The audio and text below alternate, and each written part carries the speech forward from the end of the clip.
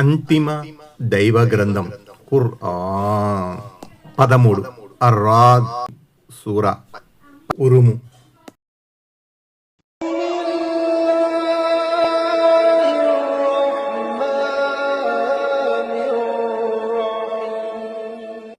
అనంత కరుణామయుడు అపార కృపాసుడైన అల్లాహ్ పేరుతో. ఆయత్ నంబర్ 4. وفي الأرض قطع متجاورات وجنات من أعناب وزرع ونخيل صنوان وغير صنوان يسقى بماء واحد ونفضل بعضها على بعض في الأكل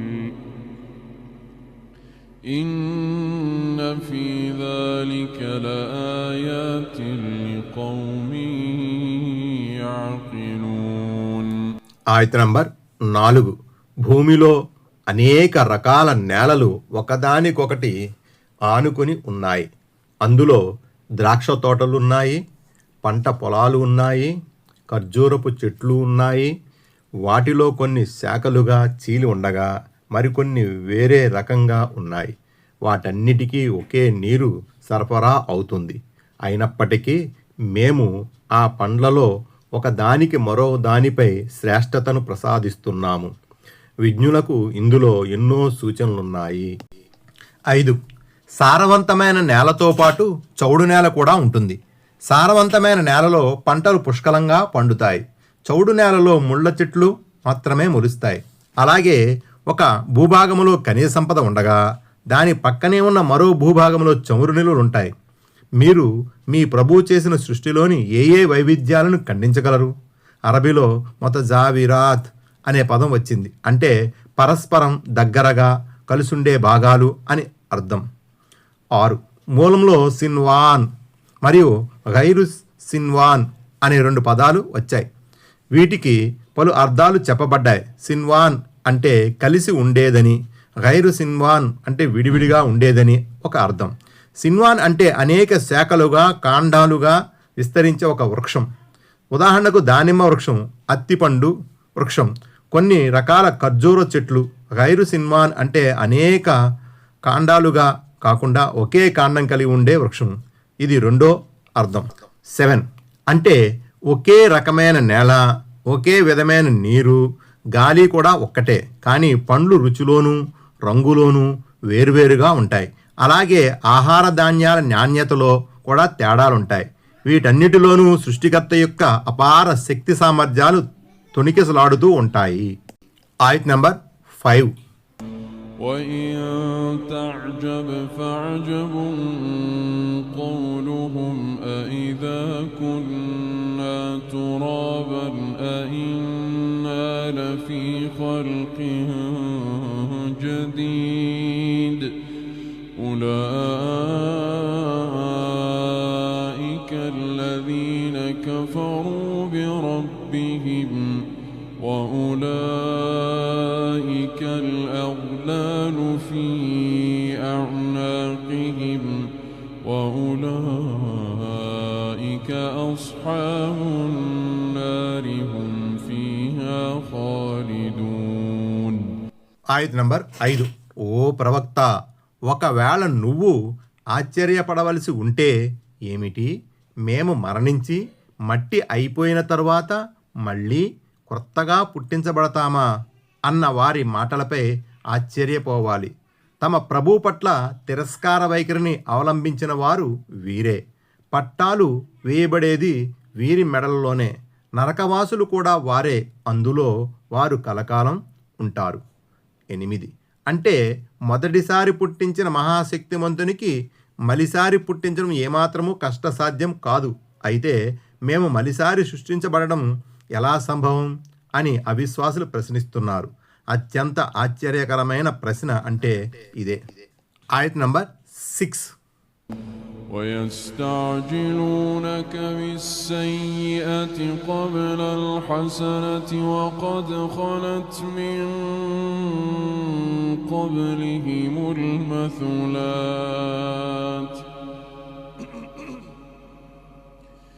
وإن ربك لذو مغفرة للناس على ظلمهم وإن ربك لشديد العقاب.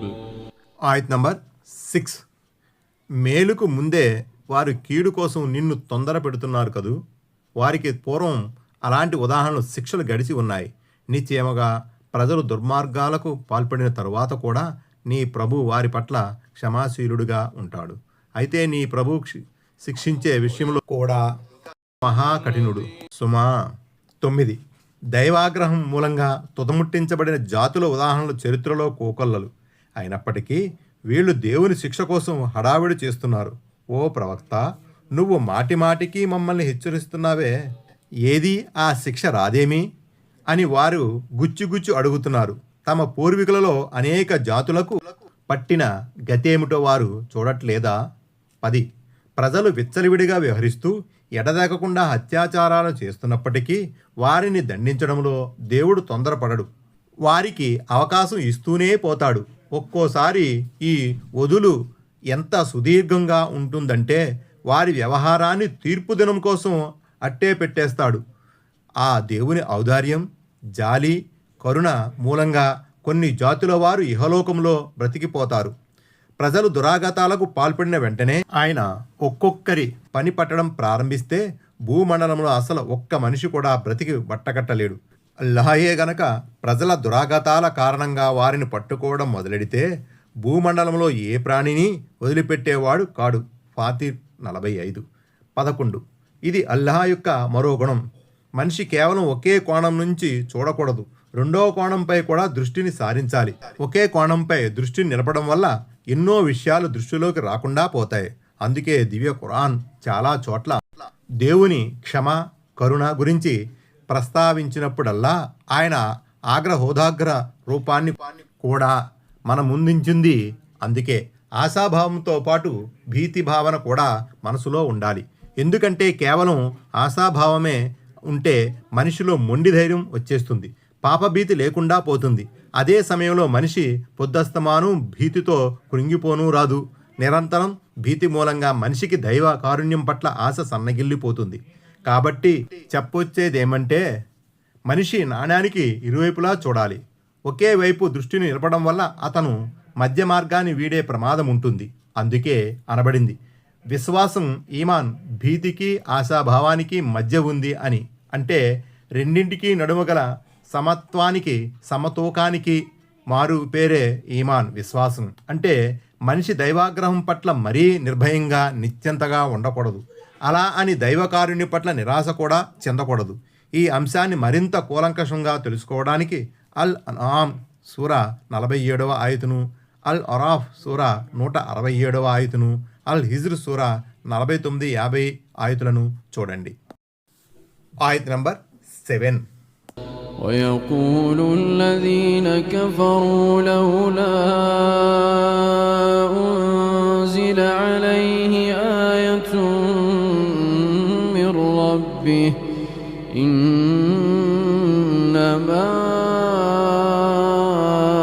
أنت منذر ولكل قوم هاد. ఆయత్ నంబర్ 7. అతనిపై అతని ప్రభువు తరపున ఏదైనా సూచన, మహిమ ఎందుకు అవతరించలేదు అని అవిశ్వాసులు అంటున్నారు. ఓ ప్రవక్త, వాస్తవానికి నువ్వు వారిని హెచ్చరించేవాడివి మాత్రమే. ప్రతి జాతికి మార్గదర్శుడంటూ ఒకడున్నాడు. 12. పరిస్థితుల స్వరూపాన్ని, అవసరాలను బట్టి అల్లా ఒక్కో ప్రవక్తకు ఒక్కో విధమైన నిదర్శనాన్ని, మహిమను ఇచ్చాడు. అయితే దైవ తిరస్కారులు తన మనోభిరామం ప్రకారం మహిమల్ని కోరేవారు. ఉదాహరణకు మక్కాలోని ఖురైషులనే తీసుకోండి. సఫా పర్వతాన్ని మేరు పర్వతంగా చేయమని వారి కోరినట్లుగా మహిమను చూపకపోతే ఈయన గారిపై దేవుని సూచన అవతరించదేమి అని వ్యంగ్యంగా ప్రశ్నించేవారు. దానికి సమాధానంగా అల్లాహ్ ఇలా అన్నాడు: ఓ ప్రవక్త, సందేశం అందజేయడం, హెచ్చరించడం వరకే నీ పని. దాన్ని నువ్వు చేస్తూ ఉండు. ఎవరు నమ్మినా నమ్మకపోయినా నీకు కలిగే నష్టం ఏమీ లేదు. ఎందుకంటే సన్మార్గ భాగ్యం ప్రసాదించడం మా పని. సన్మార్గం చూపించడం నీ పని అయితే సన్మార్గంపై నడిపింపజేయడం మా పని. 13 అంటే అన్ని జాతుల మార్గదర్శకత్వం కోసం దేవుడు మార్గదర్శకులను పంపించాడు. ఆయా జాతి ప్రజలు సన్మార్గాన్ని అవలంబించారా లేదా అన్నది తరువాత సంగతి. కానీ సన్మార్గాన్ని చూపించడానికి మాత్రం ప్రతి జాతిలోనూ ఒక ప్రవక్త వచ్చాడు.